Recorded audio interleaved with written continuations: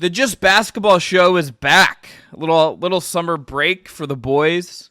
Wes Goldberg, I have a cold open question for you to bring us back in here. Hit me. Steph Curry was on CNBC on Tuesday talking about his career, business ventures, whole bunch of stuff. One of the things that he said is that he is eyeing owning an NBA team in the future. He would like to own an NBA team. Who's going to be a better team owner, LeBron James or Steph Curry? What if they do it together?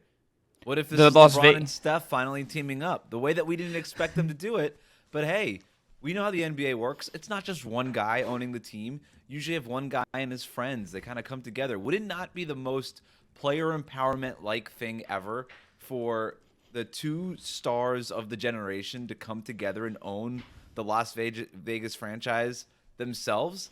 And then we've got LeBron, we've got Steph Curry. The hardest part would be figuring out, is it going to be more of a Nike program or an Under Armour program? I guess that's less than the NBA. But yeah, let's do it together, man. Like, let's have some fun here. Let's get these guys to team up in a way we never dreamed of, but maybe in a way that could be kind of forever, right? Like, they could really do this for a long time and be teammates post-retirement, after being rivals for most of their career. Yeah, I love this answer because I was thinking about when I saw this clip of Steph Curry talking about it, then went back and watched the interview. I was thinking about where Steph and then LeBron by proxy, what teams it would make sense for them to own, because I can't just see Steph Curry being like, yeah, I'd like to own the New Orleans Pelicans. There has to be somewhat ties, I think, to these things, unless it's just a straight up business venture and you're not involved, which, I think that's something you'll see guys do. Like Durant, I could see owning like 5% of a team one day, and it's just like an investment. But he's a little bit more of a basketball nomad in that way. Curry's connections are the Hornets, who just have a new owner, and I'm sure would love to say, hey, we got our hometown guy back, but he doesn't have like an actual connection to that organization aside from his dad. And then the Warriors is its own thing, and maybe it's the way he was talking about it, it's like he wants to be front and center. And you think about the expansion, I can't see Steph Curry or LeBron for that matter, because we know LeBron seems to be eyeing Vegas. We can't see them really getting involved in Seattle, so them teaming up as part of like a big group, and I suspect that this will be, considering the price of NBA expansion, not just going to be one of them forking over the money. Like, it's going to be like Fenway Sports Group that LeBron already worked with over Liverpool getting involved with Vegas. This would make a ton of sense, and I like this idea. I can't imagine them like owning just a random team, or LeBron having a part ownership of the Kings. I could see Steph having some ownership in a Seattle team because there's enough of a connection between the Bay Area and Seattle that he could kind of get away with it. It's a short flight, especially on a PJ, from the Bay Area up to Seattle if he stays in the Bay Area post-retirement, which, I don't know. He's got roots there. Maybe he does. But yeah, you're right. Like, they're not going to just own some random team. I don't think Steph is going to go back and own the Charlotte Hornets. Like you said, they already have a new owner. Michael Jordan already tried that. It doesn't really make a lot of sense. So I could already see them both, because they're both Akron guys, right? Steph and LeBron. Can't they just both own the investment group, like Akron Investments or something, and then own the Las Vegas basketball team? And they kind of do that together, and they just expand their billionaire portfolio. That would be the coolest thing. It would be rivals turned into business teammates. And maybe we always talk about the Olympics as a breeding ground for the next super team. Well, what if the Olympics this year was the breeding ground for the next great super team ownership group in LeBron and with Steph? That would be kind of a cool story.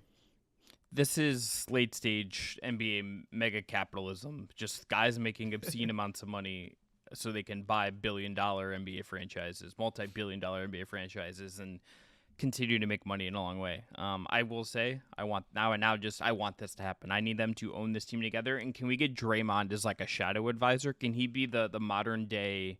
He could be the Mark Cuban in the group. He's just there all the time being loud, and that's fine. Yelling on the sideline. Yeah, he's like he's like a better version of Kurt Rambis, is kind of what I was thinking. Aren't we all just trying to be a better version of Kurt Rambis? Kurt Rambis might have definitely has like made more money than me, so maybe we're all just trying to be Kurt Rambis is really a thing. Not in Just that suit keep jacket, having Chris. Give yourself some more credit. corporate America, baby. All right, on today's show, we've got a litany of NBA extensions to catch up on and some unfortunate injury news for a promising young Memphis Grizzly. That's coming up today on the Just Basketball Show. Oh, a spectacular move by Michael Jordan. LeBron James with no regard for human life. Hey there, welcome into the Just Basketball Show. I'm Chris Manning. That is Wes Goldberg. This is your twice weekly, sometimes a little bit more extra content and all, covering all things hoops. If you haven't already, you can follow, rate, and review us on your favorite podcast app, Spotify, Apple Podcasts, or wherever. Hit subscribe on our YouTube channel, the Just Basketball Fans YouTube channel as well. And you can find us on TikTok, Instagram, and X, particularly TikTok and Instagram. A lot of content we're going to create over there as we continue to refresh the show.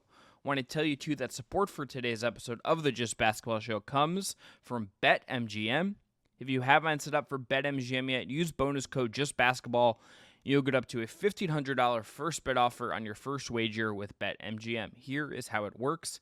Step 1, you download the BetMGM Sportsbook app on iOS or Android and sign up using code JustBasketball. Step 2, deposit at least $10 and place your first wager on any game. Step 3, you will receive up to $1,500 back in bonus bets if the bet loses. Just make sure to use bonus code JustBasketball when you sign up. Gambling problem? Call 1-800-GAMBLER. Must be 21 or older to wager. Terms and conditions do apply. More betting content to come as the year goes on as well. Very excited to get into some NBA betting this year, Wes. Got to tell you, I'm already eyeing over-unders in a hard way. I've got half a dozen locks ready to go. We should do a show on that. Cannot wait to do over-unders. I'm talking myself into some things, and there's a couple unders I'm absolutely gonna nuke. A couple Celtics. Units on like going under on you, baby. Honestly, keep the brand alive as being a Celtics hater. Honestly, don't hate it as like a post title. They don't need to like try that hard bet. That was kind of the take. Yeah. I was also thinking like Portland. Just how many units can I throw on the Blazers winning like 10 games? I'm there. You could short Portland. I don't think you'd be wrong in that. Okay. All right, let's get into that's a good tease. First extension, Steph Curry, the aforementioned Steph Curry, 1 year, $62.6 million extension. This keeps him through Golden State through the 26-27 season. He is going to now be the fourth NBA player, along with LeBron, Paul George, and Durant, to surpass $500 million in career earnings. He has 2 years left on the extension he signed in 2021, and this was a 1-year extension only because he could only sign that deal because the NBA's over 38 rule. Wes, when you saw this news came through on August 29th, what did you think of this extension for Steph, and what do you think about it for the Warriors? It sets the stage for Steph's final 3-season act. So he had 2 more years left on the contract, like you already said. This adds another year on top of it. We've got now a 3-year window, which represents the last window of the Steph Curry era in Golden State. That's what I think this is. It's going to take him through his age 39 season. He'll be 39 years old by the time this thing is done. He might retire at the end of that, right? There is no question he'll be 39 years old. There's no question that is a possibility. He also told Marcus Thompson from The Athletic, who knows Steph Curry as well as any reporter in the area, that he believes that the Warriors can build another championship team within this 3-year window. It is not a surprise that Steph Curry wants to try to win another championship. It would be his 5th championship. The historical significance of that is vast. If Steph wins a 5th championship, he's a no-brainer top 8 guy of all time, right? And maybe a lot of people would already put him in that, but I think he'd be a no-brainer top 8 guy of all time. But yeah, he wants to win. He told the media after they lost last year and didn't make the playoffs that all he wants to have is a chance to compete. And they tried and failed to get Paul George. Steph actively recruited Paul George. It didn't work. They tried and failed to get Lauri Markkanen, but they did add some talent to this team. They're going to try to make it a little bit of a run for it this time. I don't think on paper you could look at the Warriors and say, yeah, for sure, this is a team that's up there with the best teams in the West when you look at the roster. But Steph is saying, look, it's not about this 1 year. We have kind of primed ourselves to have an opportunity to trade for the next Paul George or the next Larry Markin, whoever else we can get our hands on. We're in position to maybe make that move.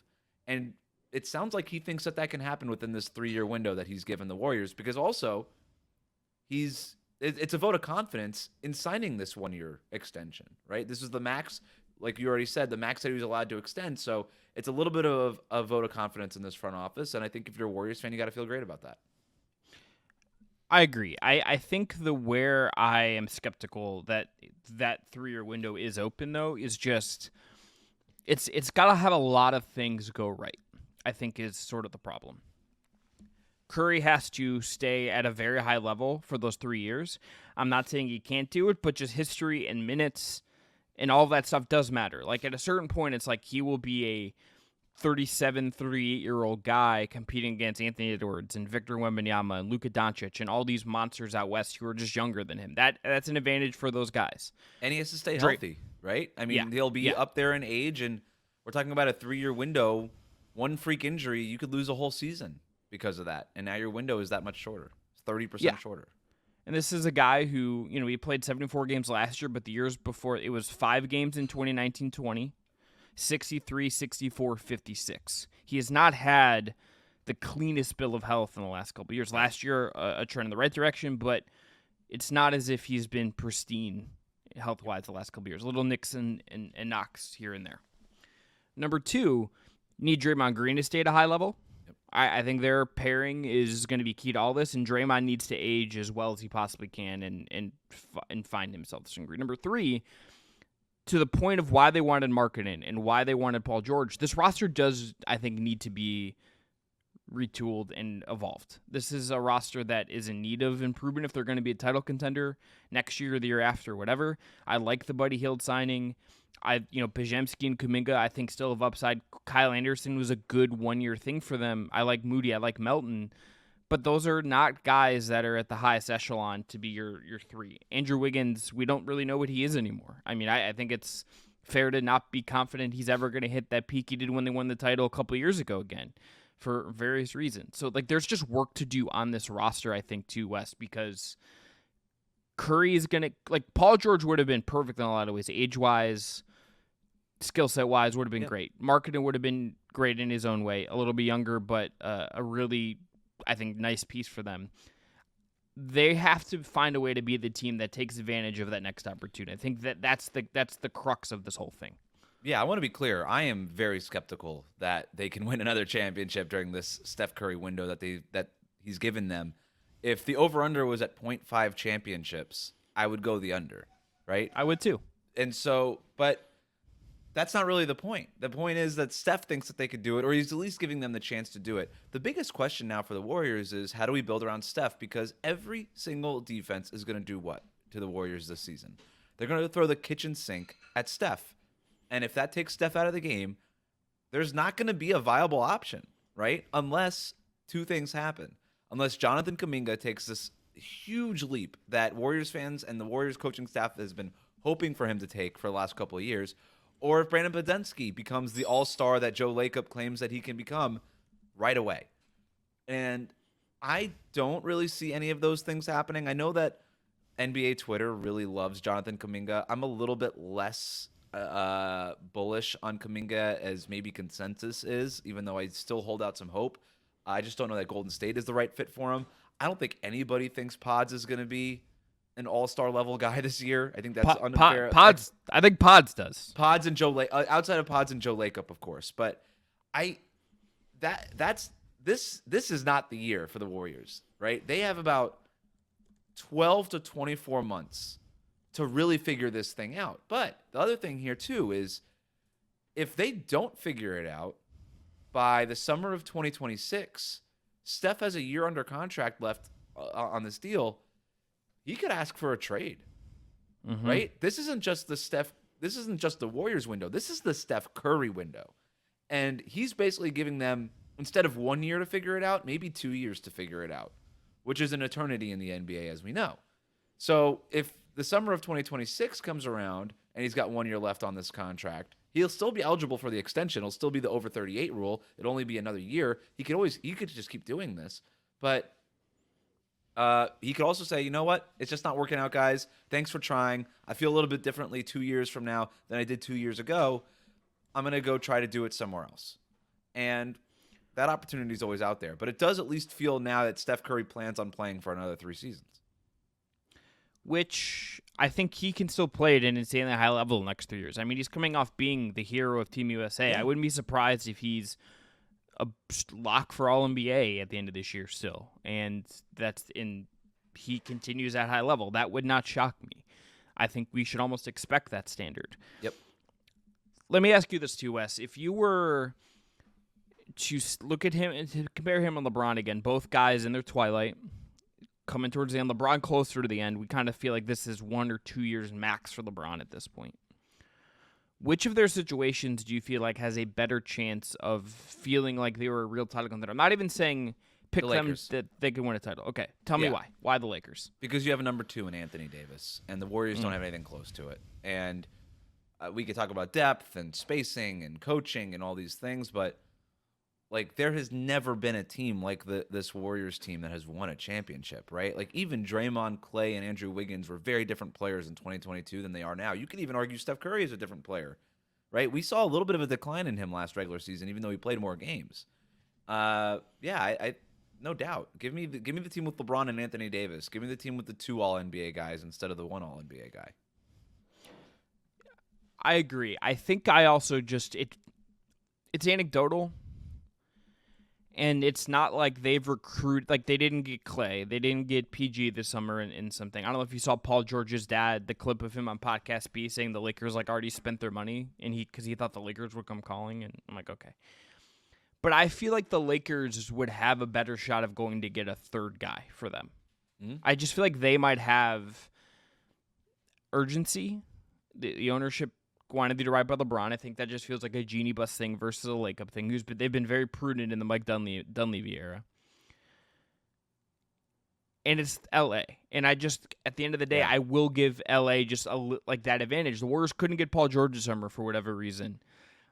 They didn't get Mark. The Bay Area is having a problem right now. Like the San Francisco Giants can't get a free agent to sign over these last few years. Like there's a reputation that the Bay Area has earned over these last few years that is chasing free agents away, where it used to be a place where like somebody like Kevin Durant wanted to come and get sort of embedded in Silicon Valley and stuff like that. But that's not the case anymore. Expand your entrepreneurship, expand your brand. Now it feels like A, you can do that anywhere to some degree, and B, and this is not a political thing, but the thing around San Francisco has not been great these last few years, right? Like it's not the best reputation, and I'm just telling you facts. Like the Giants can't sign anybody. The Warriors, like you just said, they've had a hard time getting these free agents that they used to be able to get.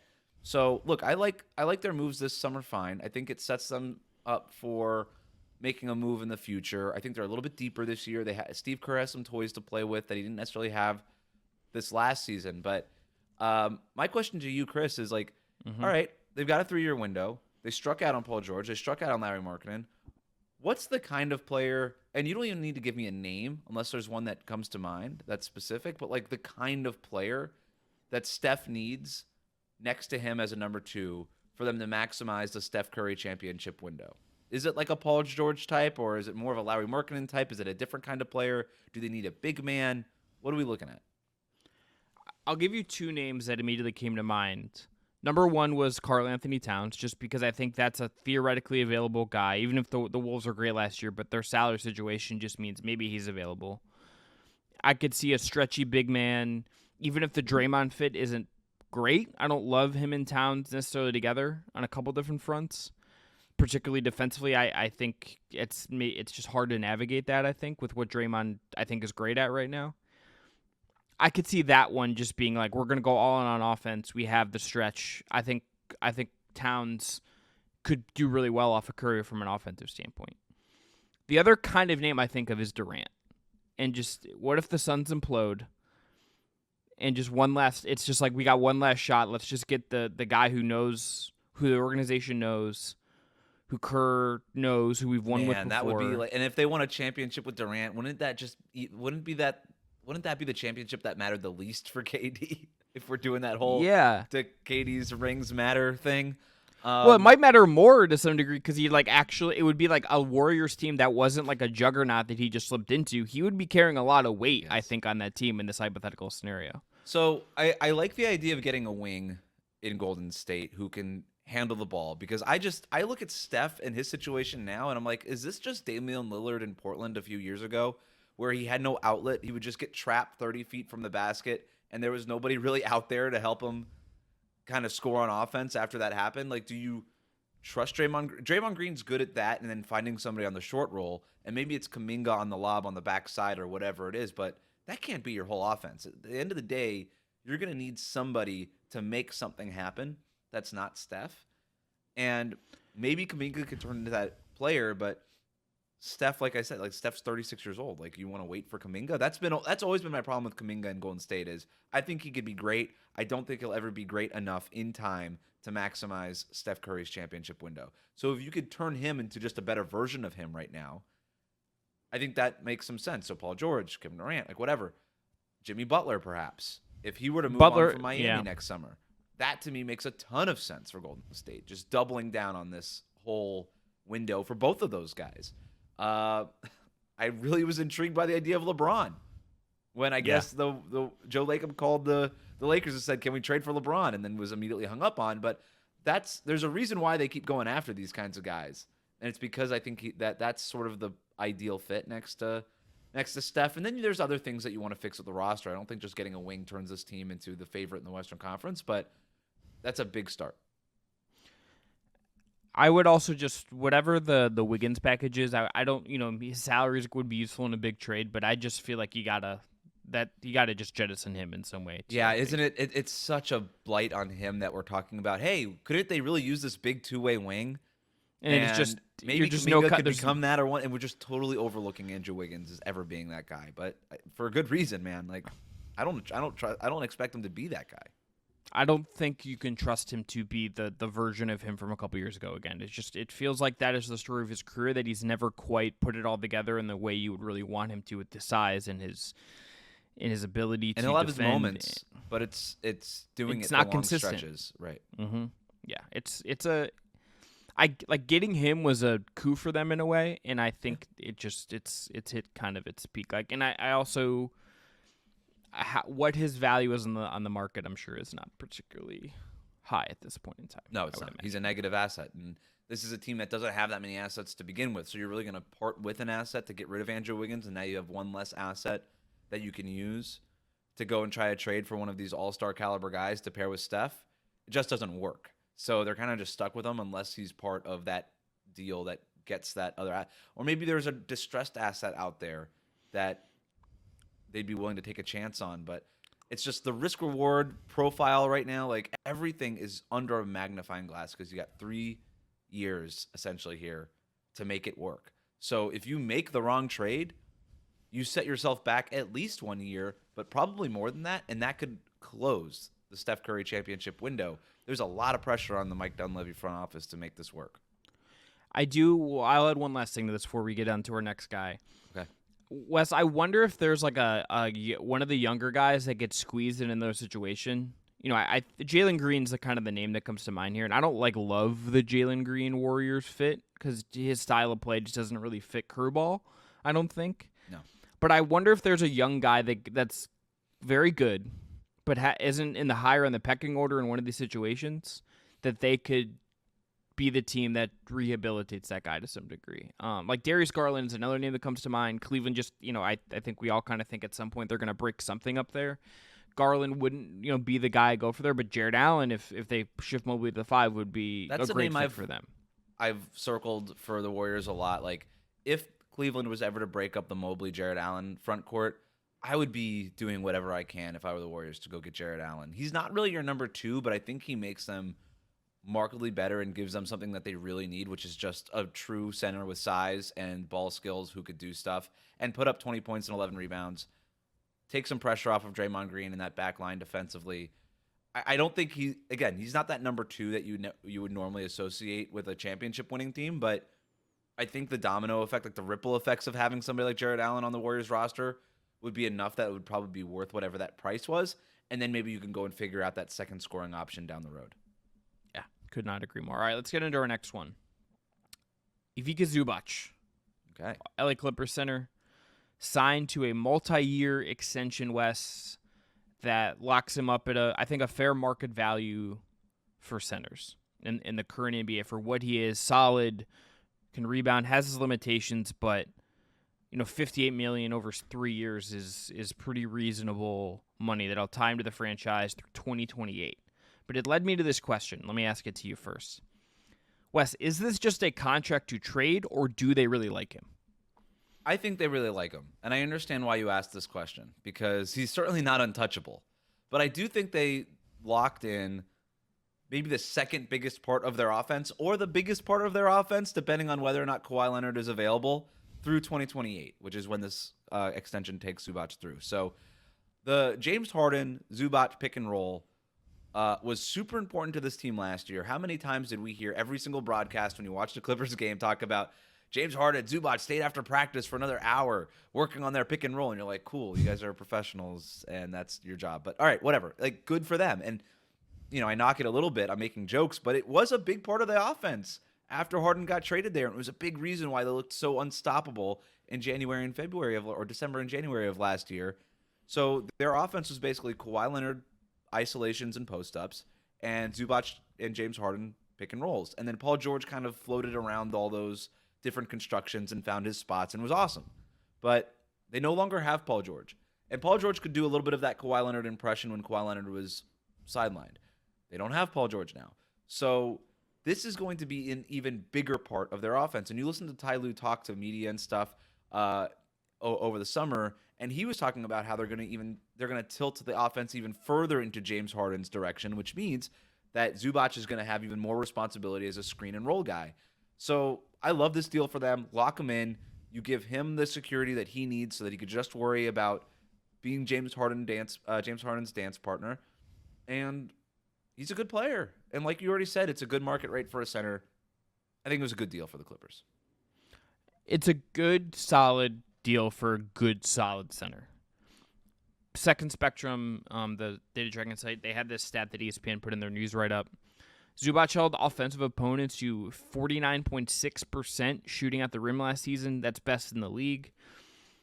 That's a real valuable skill you can build a defense around. And if the Clippers are in this era where I think they're taking some bets with the roster, and I think they're trying to transition to something a little different. Like you still have Kawhi for as much as he's going to play, and we'll see. You still have Harden. So you still have like a bank of veteran star guys. But then you have, you brought in Derrick Jones Jr. You're the team taking a flyer on Kevin Porter Jr. You have Terrence Mann. You have Bones Highland as someone you're probably trying to get more out of this year. You have Norm Powell. You have this team that is a mix of guys ready to go right now, but some guys you're kind of betting on hitting to some degree, I think is how I look at this team. And you have a really good coach in Ty Lue. I know Wes not the best coach in the league, but one of the best 3 coaches in the league. Yep. Zubac, even if he is not a sexy player, even if you don't think of him as like an upper echelon center, he averaged like less than 10 points and 10 rebounds a game for his career. Like, this isn't a prolific guy by any means. In your post-Paul George era, I think this makes sense. It's just like, okay, we at least have this. Even if Kawhi only plays 40 games and Harden has some malaise and maybe gets hurt because he tends to get a little bit hurt now, we at least have this guy who's going to protect the rim and set good screens and give us structure. Yeah. And I feel that is at least something they can do something with, even if I could see it like a world where they do trade him. But I tend to agree with you that this just feels like a guy they like. It's a good cost, and it does just give them something to build with. Well, and if they do trade him, what are they getting back for him? Because if you trade Zubac, you have no size on this roster. None. You have no proven size guy who can run pick and roll with James Harden. You know this for sure. You don't have that on the roster. So if you trade him, I would imagine you're probably getting a center back. And you're making like a Towns trade or like some star center trade. Like, you're doing something ambitious. Because you also need that in the Western Conference with how much size that you're kind of facing every single night. So, I mean, Zubac at $20 million a year. Would you rather – I'm going to give you 4 names. You tell me in order which one you would want. And they're all making around $20 million. Okay, Zubac, Jared Allen, Jakob Poeltl, Nikola Vucevic. All these guys basically signed for $20 million a year over the last couple of years. I would want Allen 1. I would want Zubac 2. Yeah, I'm with I would you. want and probably Pirtle then- and Vucevic. And Yeah, but you could also tell me like if the last two might be team dependent, right? Like if I fair. was the Magic and I had Paolo and Franz and like all these big wings, I might just rather like take the Vooch shooting thing and just try to roll with it. Been there, but done that. you know been there, done that. But if I was like the Raptors and I think about what that team is, I might just want Pirtle, even if they never paid to get him, right? Point being is those guys just signed those contracts last year, and the Clippers just got Zubac on the same basic contract, and it was not even a question whether or not he was better than Pirtle and Vucevic. Of course, you'd rather have Zubac. So to your point, he's not flashy, but you don't always need flashy at that position, especially if you're getting your scoring from Kawhi and James Harden. Because, like, let's be real about the Clippers. This team's only going to go as far as Kawhi Leonard is healthy, right? After that, like, even with Paul George leaving, right? It didn't matter whether or not you had Paul George or if you didn't have Paul George. Even if you had kept Paul George, this team isn't going anywhere unless Kawhi is healthy. But this is the bones of the team now, and it does make a lot of sense. Where are your expectations after the Clippers are now? We're gonna get into season previews in short order, so we'll dive into them deeper when the time comes. But Wes, how are you feeling? Like from like the intro hot sauce on hot ones to like the bomb. Where are you at on the scale here? I just sat down at the table across from Sean Evans, and I'm looking at the row of hot sauces, and I'm skeptical. That's where I'm at with the Clippers. I don't trust any of these motherfuckers at all. So my rule on the Clippers, I have two rules about consuming NBA. Never trust the Clippers. Don't watch the Hornets after February. Those are my two rules. And I do not trust the Clippers, and I will not trust the Clippers. They got me, Chris. They got me last year during that 28-3 run or whatever that was over that month and a half, 2 months that they were awesome. And I was like, oh my God, I think I'm buying the Clippers. I am never going to buy in on the Clippers. Until they win a championship, they could be in the finals up 3-0 in game 4. I'm not going to buy them as a championship team until they actually win it. That's my rule on the Clippers. That's entirely valid. I am now going to take that role with you because last year there was a stretch where I talked myself into it, and I was like, I think this team's going to win the West. Yep. And then guess what? They didn't come close. Biggest problem is that NBA Twitter loves the Clip. They want to like the Clippers so bad. And so like, people on your timeline will talk you into the Clippers.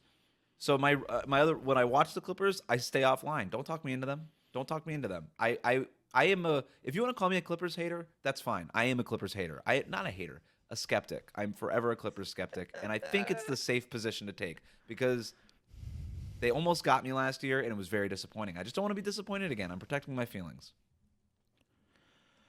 BetMGM, Wes, has their over-under at 40.5.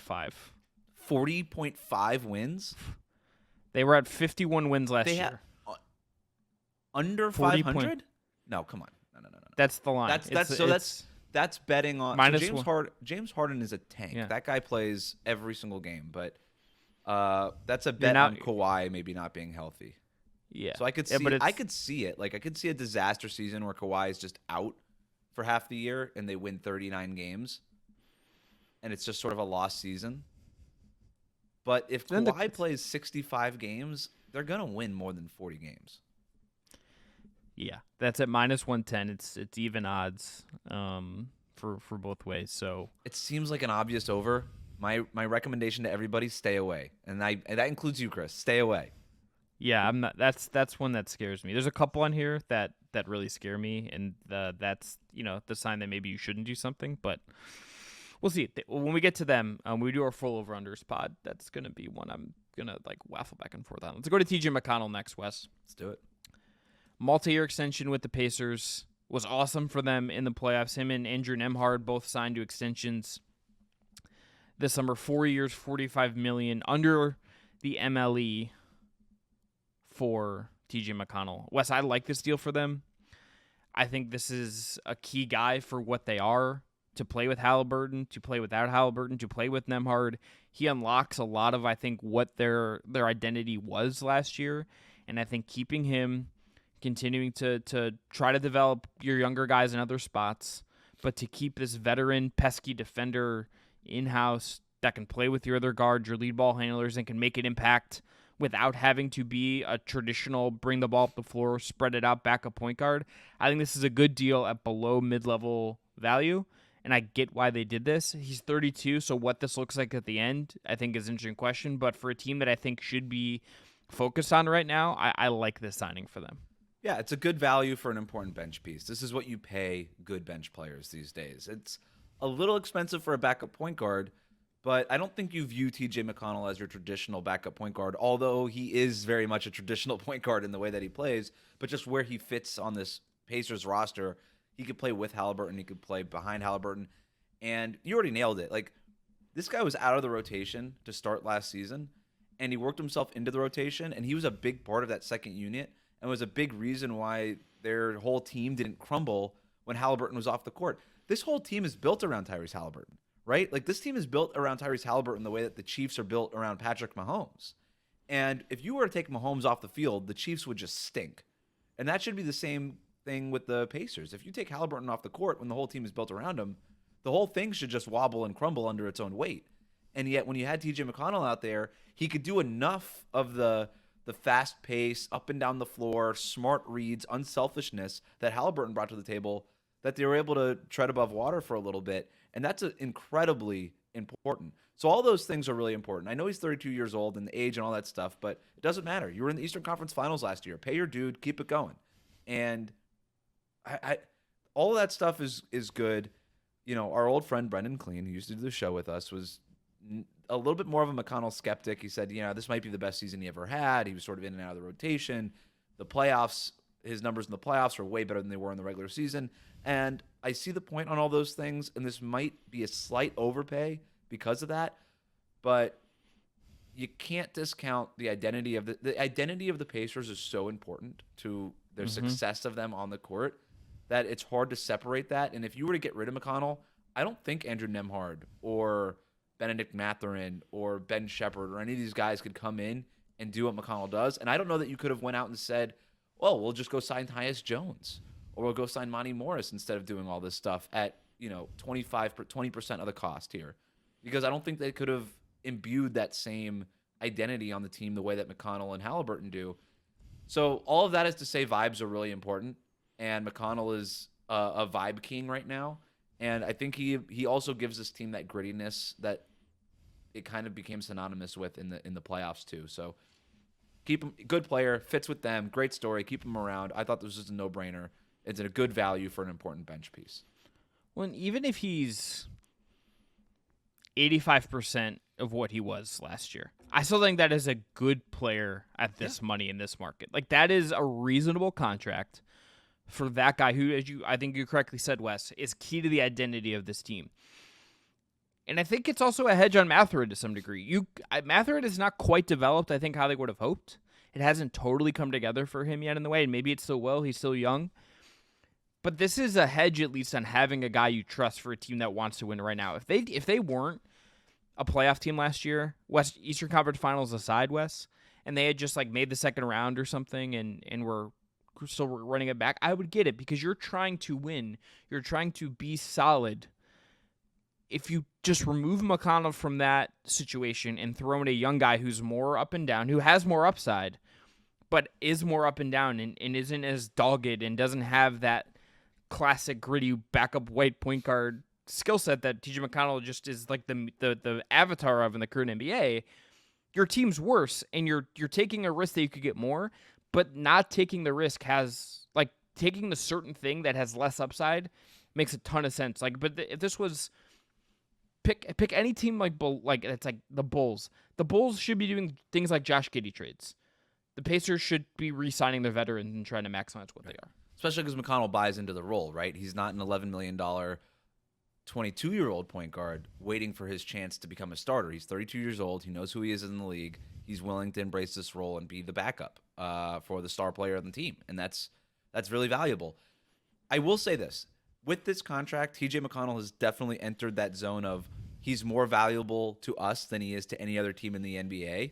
But that's okay, right? Like Draymond Green has been in that zone for a long time, and I don't think anybody disputes how important he is to Golden State. I think Josh Hart is in that zone for the Knicks. Like you could be a very good player being slightly overpaid by the team, but only because who you are as a player has become so synonymous with the identity and the play style of the team that you're on. And if you were to lose that, you would be losing it would be like losing the coffee table in a living room. It'd be like, well, now the living room, it's still a living room, but it doesn't really work as well anymore. We don't have anything to put our drinks on, and like we can't just like hang out and do this anymore. So TJ McConnell, he's very important to the Pacers. He's getting paid like he's really important to the Pacers, but that's okay because he's really important to the Pacers. Yeah, could not agree more. Last bit of news, Wes, is Gigi Jackson has a broken metacarpal in his foot. He will undergo surgery to do this. A 2023 first-round pick, 2023 second-round pick, He, according to the reporting and the Grizzlies announcement, suffered the injury when he landed awkwardly after a contested layup during a workout. Jackson, at 19, was the league's youngest player last season. Second-team all-rookie, averaged nearly 15 points a game. And Wes, I just look at it this way. Long-term, he's probably fine. We're kind of in this era where guys have these injuries that seem serious and they recover. Like we're getting people recovering from Achilles tears now. We're kind of in a different era where unless these are like chronic injuries, I don't quite worry as much. What I do worry about is the impact on the Grizzlies season. They need him to get healthy and grow as a player for them to reach their ceiling, which is high next year. Yeah, and they're really short on depth at that position, right? This is the same team that traded Zaire Williams this year, so they don't have another wing already. They're going to get Marcus Smart back. Obviously, they're going to get John Morant back, but what's their starting lineup? John Morant, Marcus Smart, Desmond Bane, Jaren Jackson Jr., and Zach Edey. That's fine. You're a little undersized there.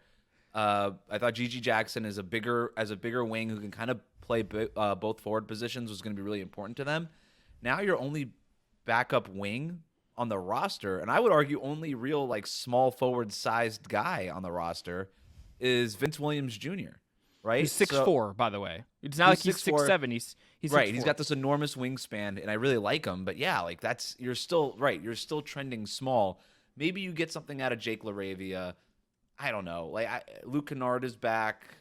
They've got some guys, but yeah, this is a blow to a team that had just come off of like the worst injury, suspension, everything season you can kind of imagine, and they were hoping to get healthy, and now they kind of are dealt an early blow with this Gigi Jackson news. So it's gonna be tough for their wing rotation. Yeah, I think it also just as a reminder, Wes, a kind of a good note that this team had all these draft picks and had lots of shots and missed on guys like David Roddy. They missed on guys, he's a big, but forgetting his name, Kenneth Lofton. They missed on Zaire Williams. They had Trey Murphy. Exactly worked out. Yeah, Jake LaRavia has not exactly worked out. They had Trey Murphy in house and as either pick, and he was dealt. Like they had lots of shots to get wings, lots of shots to bring in the kind of depth they needed, and they really missed aside from Gigi Jackson and Vince Williams. They've missed basically everywhere else, and that puts you in this spot where it's tough. We're in I think a point in the league where teams like Memphis in particular, and I would say any mid-market team, so like a Cleveland, they took a wing in the first round this year. I think you look at Indiana in the same way with Mathurin. I think you could look at Detroit as they continue whatever's going on there. Any team that isn't like these big markets, so like Miami, New York, LA. The draft is arguably, I think, more important than ever. We're in this world with aprons. We're in this world with limited flexibility at a certain point when you're paying John Morant a ton of money and Desmond Bane a ton of money and Jaren Jackson a ton of money.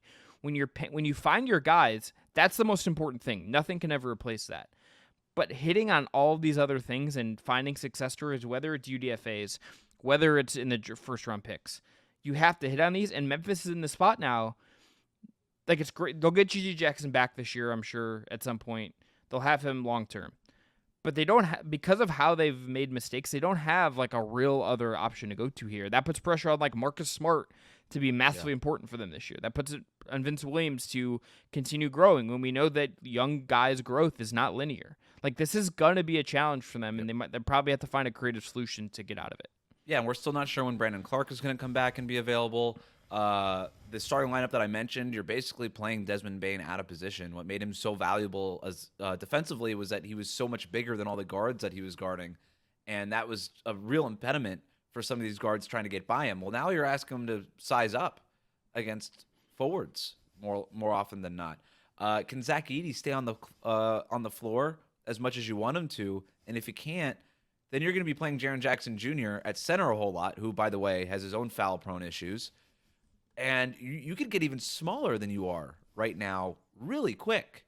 And so G.G. Jackson wasn't like the skeleton key of their lineups, but he was going to be important. And having a guy of that size who could score and improve that offense a little bit, that was going to be important to them. So, yeah, it's not gloom and doom. We're still talking about a guy coming off the bench. There's a lot more sort of important straws to stir the Memphis Grizzlies drink than G.G. Jackson, but it is a blow nonetheless. They're probably a team that does need to make some kind of move. I think that was always true. Can they move the Luke Kennard deal? Can they do something? Staring at that $14.7 million trade chip, just staring them in the face. Chip. So that looks like the next sort of thing, but I don't know who's trading a big wing for Luke Kennard at this point, right? Like I don't know that there's a team that has that and is in desperate need of shooting. I don't know. Maybe. I don't know. But can they move Marcus Smart maybe by February and kind of reconstitute the rotation a little bit? I don't know. I still think that this is a team that needs to make a move, but they'll have Ja Morant. I like Edey for them, probably more than most people do. Desmond Bane will be back and healthy. This is still a team that should win a bunch of games in the West this year. There's also just you look at the trade market too, Wes, and we can end on the basketball stuff here. There's not like, as I think about the trade season this year, I really don't know how many sellers we're gonna have. You know, like the East, I could be talked into more teams being sellers, but how many of the things that are being sold do you really want from some of these really bad teams? Right. The Nets feel like the team that might have the most kind of. If I'm the Grizzlies, I'm calling up Brooklyn and I'm saying Dorian Finney-Smith makes a lot of sense for us. Or Cam Johnson too. Yeah, either one. Either one would be good. Fine. However, we can kind of get up to that salary. We'll give you the first round pick. Let's get this deal done. That to me is a deal that makes a lot of sense. Yeah, but I particularly in the West, but I think also in the East, how many teams actively want to sell, and what that means for teams like Memphis that feel like in need of another piece. I'll be really curious to see just how they navigate that. Wes, you have a personal question as we wrap up here. We're wrapping up with the personal question, the PQ, as we do. So I went to me and my wife went to Atlanta this last week. I've never traveled for a concert, like to another state. You know, I've like driven, but never like went to another state specifically for a concert. So I did it this time. Went to Atlanta to go see Green Day, and the reason we did it was because they were playing all of Dookie, their 1994 punk rock masterpiece, in its completion from front to back in order, and then they also played 2004's American Idiot in completion, front to back in order, which was a can't miss opportunity for me. I was 3 years old when Dookie came out, so obviously I was not able to go to that tour and see all of the Dookie songs. My first concert ever was the American Idiot tour, so I did see most of those songs, but I hadn't seen all of them. The reason I bring this all up is the question to you is, if you could go back in time, because the way this was explained to me once is, if you have an opportunity to see a band touring a record that you love, go see them, because they're never going to do that tour again, right? They only do it the one time, unless you're Taylor Swift or Green Day, in which you just sort of just play your eras. But if you can go back in time and listen to and attend one concert from a band touring a specific album, right? What is it? I think it's Bruce Springsteen in Nebraska, which is the most like I worked as a sports writer / like still do like sports content creation answer I could possibly give. But I think that's my favorite Springsteen album, which is like I think the hipster take to some degree. Like it's moody, the songwriting's great. Like it doesn't have like a Born to Run, but that album is incredible. I also just read a book called Deliver Me Nowhere by Warren Zane. I'm looking at it right now on top of my bookshelf. That about the making of that album that just made me entirely more fascinated by it. It's the book West that they're adapting where Jeremy Allen White from The Bear is playing Bruce Springsteen making the album Nebraska. Have no idea if this is going to be good or bad, but I will be at the cinema seeing that movie. So I think Bruce Springsteen Nebraska is my answer. My other answer would be Jay-Z for The Blueprint. Okay, so quick Bruce Springsteen take. I don't get it. That's my take. That's it. Wes, we're working on, you go to ever since you came to the show, you've seen movies. You're trying to turn me into more of a hipster. You even dropped the word cinema into your answer there. So that's how I know you're fully hipster. I've got the 4K Blu-rays out in my living room right now, Criterion Collection shit. Yeah, I'm a loser. It's okay. Yeah. But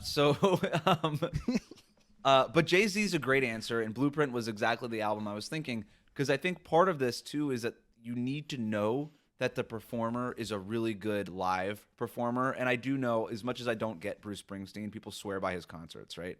I've seen Jay-Z live, I don't know, like 6 or 7 years ago off of the, what was the answer to Lemonade? Why am I blanking on the name of that album? 444.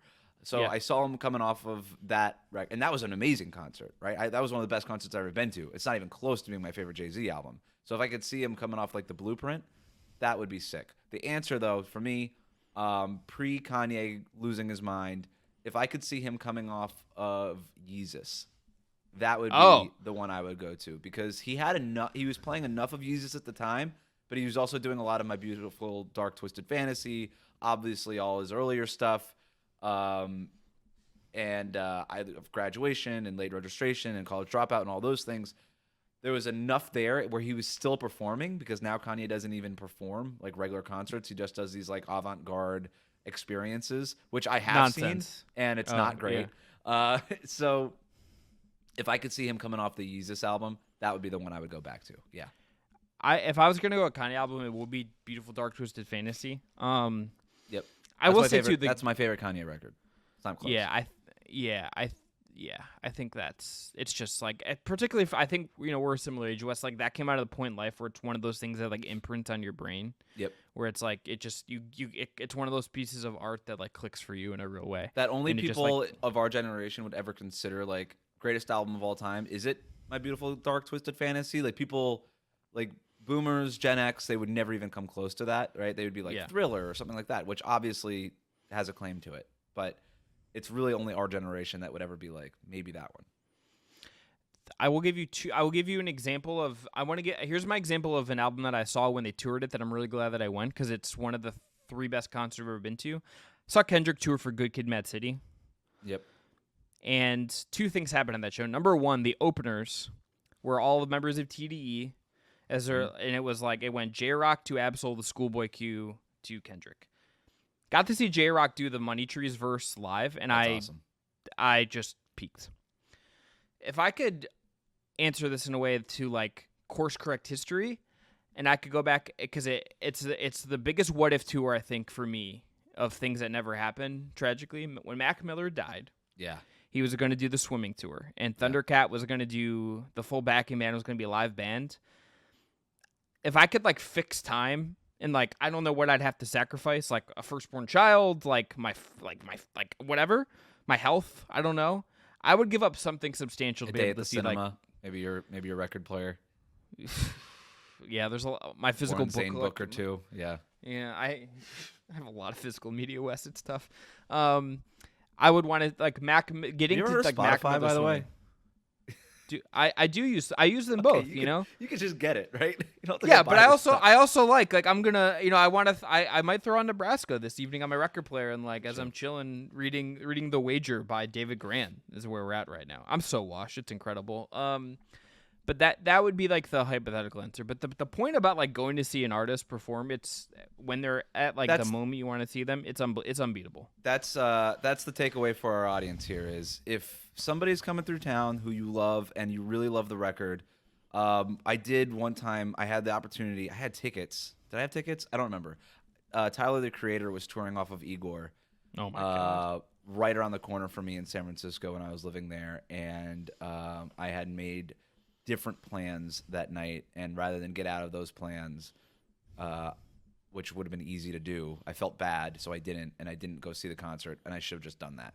And ever since then, I've been told, if you have a chance to go see somebody doing a concert off of a record you love, just go do it, because you're probably never going to get that chance again. Let me ask you one last thing, Wes. As summer comes to an end, Okay. it's been Pop Girl Summer. Right. Okay. Brat. So would you have been if you were going to go see one of them, would you want to go see the Brat tour for Charlie XCX, or would you go see Sabrina Carpenter tour? No question. Easy answer for me. Sabrina Carpenter. Okay, I'm a Charlie XCX man. Okay. Yeah, I'm no problem with it. But I am a sucker for just bubblegum pop. Give me a good time. I'm in. I am the common denominator. I am the reason why people like that are so big. Just give it to me. I love it. I love the vibes. I'm all in. Yeah, honestly, Sabrina Carpenter is probably the right answer for me too, because I think I'd be overwhelmed at a Charlie XCX show. There's been concerts now over the last couple of years where I've gone, and I'm like, am I the right audience for this, or do I look like the old guy at the concerts that I thought old people were at when I was a kid? Sometimes. So The answer is it's both. It's always the answer is always both. right. Okay. Very good. Yeah, it's tough. I thought that when I saw Vince Staples a couple years ago, I was like, am I too white to be at Vince Staples right now? And the answer is probably. Were you wearing that yes. jacket? I was not. I did not own this jacket at this point. I had some hair left. I looked a little younger, but if I would have worn this jacket, I should have been kicked out. Is my take. I You can't. wouldn't be allowed You know. No, he'd be like, "What is this guy?" I think doing?" you're up to no He'd be good. tough. Yeah. Absolutely think I'm a cop or something. All right, we're going to end there. I'm Chris Manning. That's Wes Goldberg. Back later this week. We're back in the flow, back in the saddle here at the Just Basketball Show. Thanks to Dylan Heiser. Thanks to Zan Huda. Thanks to our whole team on the back end doing all of our great stuff. Find us on TikTok, Instagram, and X. Promo code Just Basketball at BetMGM. Go claim that awesome first bet offer over there. Details in our bio. Subscribe, rate, review, please, and thank you. Until next time,